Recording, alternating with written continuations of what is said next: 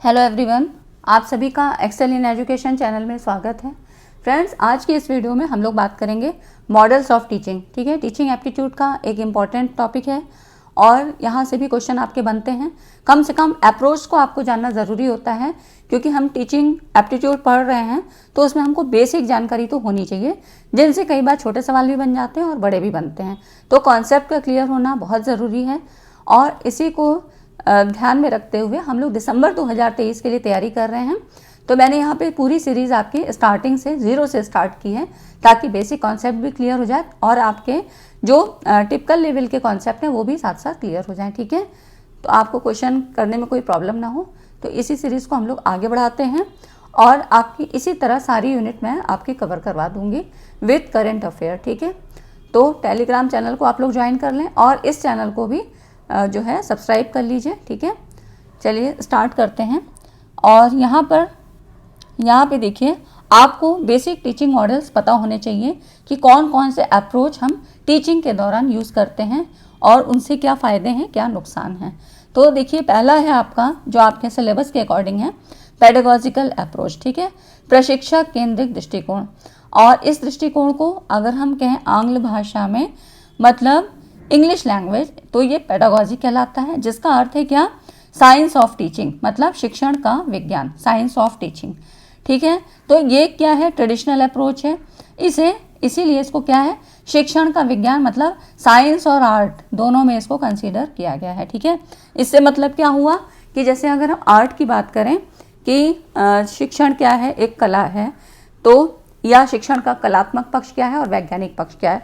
तो कलात्मक पक्ष की बात करें तो यहाँ पर इस बात पे फोकस किया जाता है कि लर्नर को शिक्षा किस तरह से देनी है, सब्जेक्ट के अकॉर्डिंग कौन सी टीचिंग स्किल यूज़ की जाएगी, क्या टीचिंग एड्स यूज़ किए जाएंगे, कौन सी मेथड किस सब्जेक्ट के लिए अप्लाई की जाएगी। ठीक है, और साइंटिफिक की अगर हम बात करें तो यहाँ पर चीज़ों को बताया जाता है कि वैज्ञानिक दृष्टिकोण कौन सा है। ठीक है, और इसमें एनालिसिस को ज़्यादा महत्ता दी जाती है।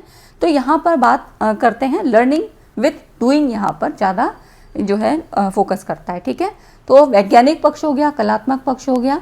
तो शिक्षक जो होता है, शिक्षण के मुख्य पहलुओं जैसे कि लर्निंग प्रोसेस, शिक्षण गति, अध्ययन सामग्री, शिक्षण प्रविधि, इनको तय करने में प्राथमिक भूमिका तय करता है। और ये सब तय करना किसका काम है, शिक्षक का कार्य है। ठीक है, तो इसमें इन्होंने, अभी आपने पढ़ा भी होगा, हर्बर्ट के पंचपदीय सिद्धांत हमने पढ़े थे जब मेमोरी लेवल को पढ़ा था। ठीक है, तो फ्रेडरिक हर्बर्ट ने 1906 में अपने जो है कार्यों को यहाँ पर पेडागॉजी में शिक्षण के 5 स्टेप यहाँ पर बताए थे। ठीक है, वो 5 स्टेप आपने वहाँ भी पढ़े थे, तो यहाँ भी एक बार रिकॉल कर लेंगे। ठीक है, तो अभी हम इसके आगे यहाँ पे देखेंगे कि टीचिंग में कौन से हैं। तो देखिए, इससे पहले आप ये जानिए कि 5 पेडागॉजिकल अप्रोच कौन कौन से होते हैं और ये आपको पता होने चाहिए।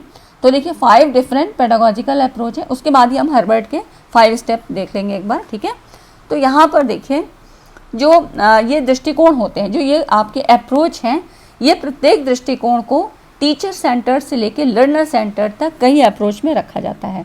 कई कैटेगरीज इसकी बनाई गई हैं। कौन कौन सी हैं, तो 5 डिफरेंट पेडागॉजिकल अप्रोच हैं, जिसमें कि द कंस्ट्रक्टिव जो है अप्रोच, ठीक है, जिसको रचनावादी दृष्टिकोण कहते हैं, कंस्ट्रक्टिविस्टिक अप्रोच।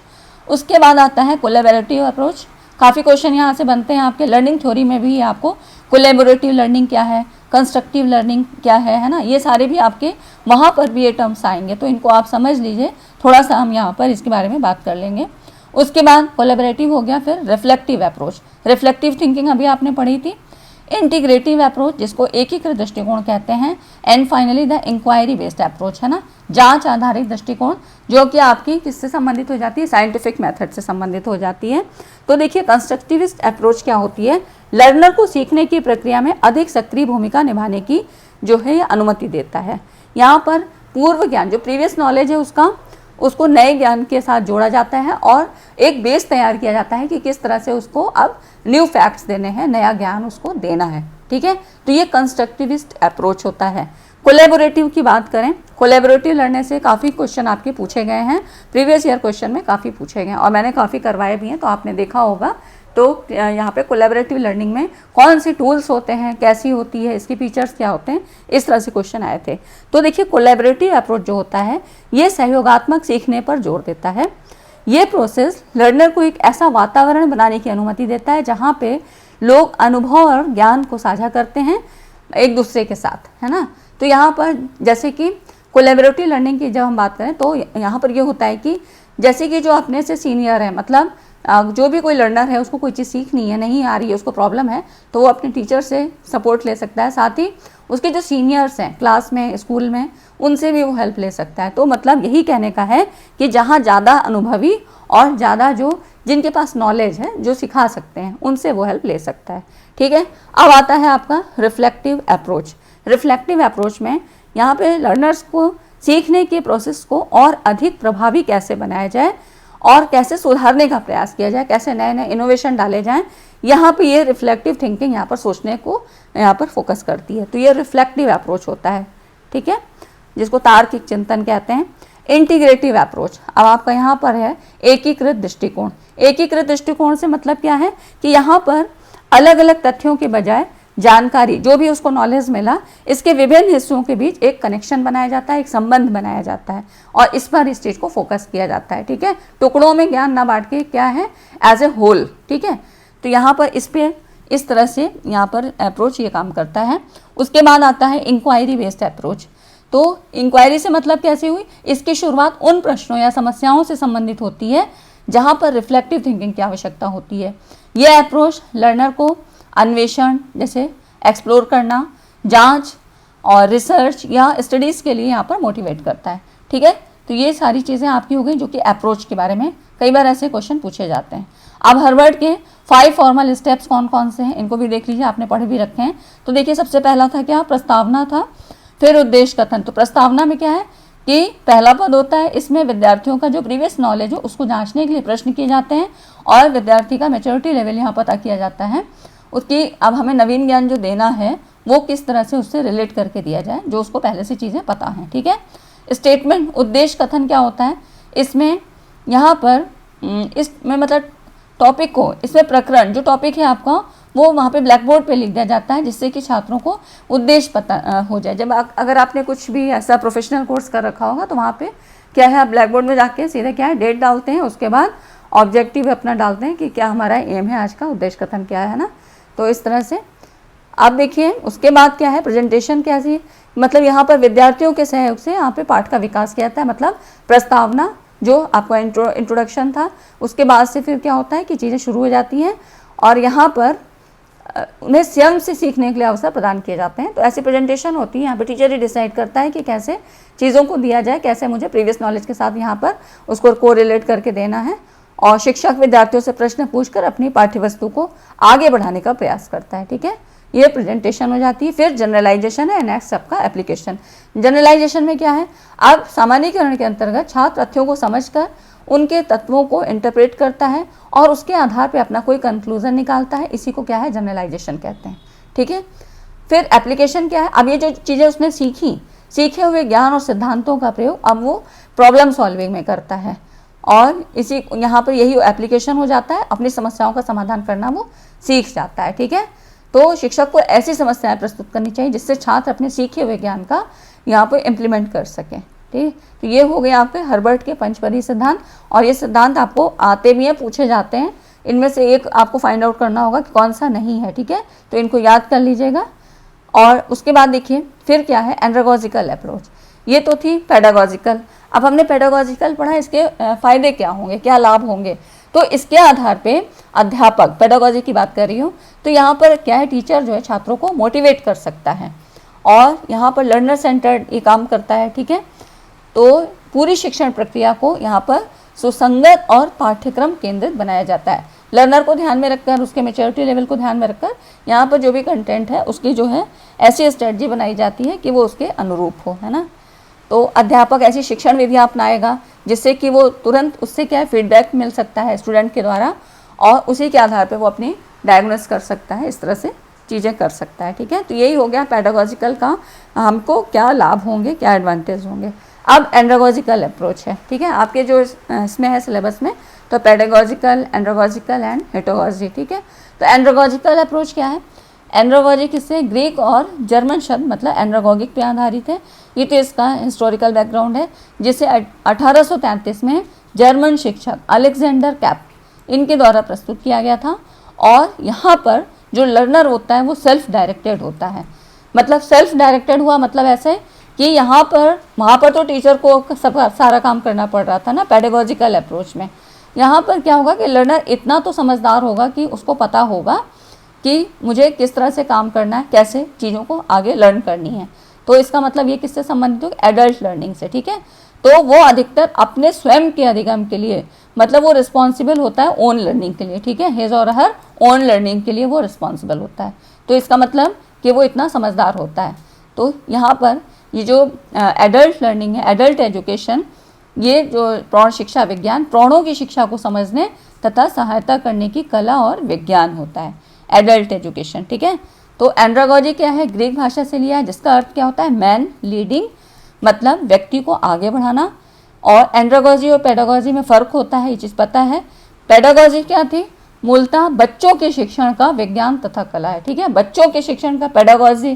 पेडागॉजी आप पढ़ते भी हैं, मतलब पेडागॉजी से सवाल आते भी हैं, आपका जो कोई भी टीचिंग का एग्ज़ाम होगा पेडागॉजी से सवाल आएंगे ज़रूर, ठीक है, चाहे आप टेट दे रहे हो, सीटेट दे रहे हो, या आप हायर लेवल की अगर बात करें, यहाँ तक कि HESC जो अभी एडवर्टीजमेंट 51 हम लोग तैयारी कर रहे हैं, तो वहाँ पर भी क्या है? टीचिंग का पार्ट है आपका। जब आप नेट JRF कर लेंगे तो आप वहाँ पे असिस्टेंट प्रोफेसर के लिए अप्लाई कर सकते हैं, तो वहाँ पर भी टीचिंग है। GS का जो 30 नंबर का क्वेश्चन है वहाँ पर भी आपका इससे पूछे जाते हैं। तो टीचिंग या पेडागॉजी आपका हर जगह यहाँ पे सवाल बनते हैं।